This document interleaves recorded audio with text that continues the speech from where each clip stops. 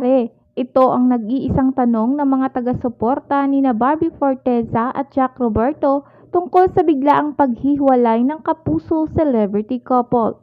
Shock pa rin ang lahat ng fans and supporters sa naging announcement ni Barbie na break na sila ng kanyang longtime partner na si Jack na kanyang idinaan sa Instagram. Hindi sila makapaniwala na sa hiwalayan din mauuwi ang 7 taong relasyon ng magjowa dahil ine-expect na nga nilang sa kasalan na mauuwi ang pagmamahalan ng kapuso ex-couple. Sa naging official announcement ng aktres, mukhang maayos naman ang breakup ng dalawa, ngunit ang ipinagtataka ng karamihan ay bakit si Barbie lang ang naglabas ng pahayag at nanatili pa ring tahimik si Jack.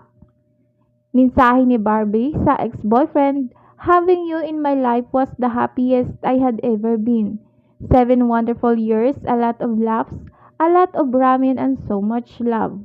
Your love was exceptional, but sometimes good things fall apart so better things can come together. Beautiful goodbye at Jack Roberto." Thank you for loving me the way you did. I am excited for what's to come for the both of us. You take care of yourself. May you find the love you deserve. I hope for everyone's understanding and I wish you can help us put this matter to rest. Ito ang buong pahayag ni Barbie na walang ibinigay na dahilan ng kanilang breakup. Sa social media platform na X, kanya-kanyang hugot ang mga netizens at karamihan sa kanila ay nagsabing nagkasawaan daw siguro ang magjowa kaya nagkaroon ng mutual decision na maghiwalay na lang. Ilang netizens din ang tila ng asar pa kay Jack dahil feeling nila matinding selos daw sa leading man ni Barbie na si David De Coco ang isa sa mga dahilan ng kanilang paghihiwalay. Narito ang ilan sa mga reaksyon ng mga ex-users.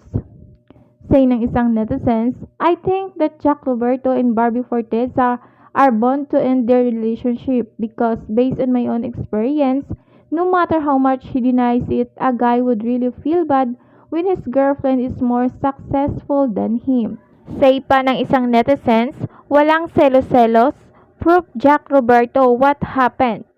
Sa mga hindi aware, ang tinutukoy na anti-selos class ng netizens ay ang mga viral memes sa social media sa pagiging deadman ni Jack sa patok na love team ni na Barbie at David na mas kilala bilang Barda. Pumatok ang love team ni na Barbie at David sa mga manonood na huling napanood sa katatapos lamang na Kapuso drama series na Pulang Araw kasama sina Alden Richard at Sanya Lopez.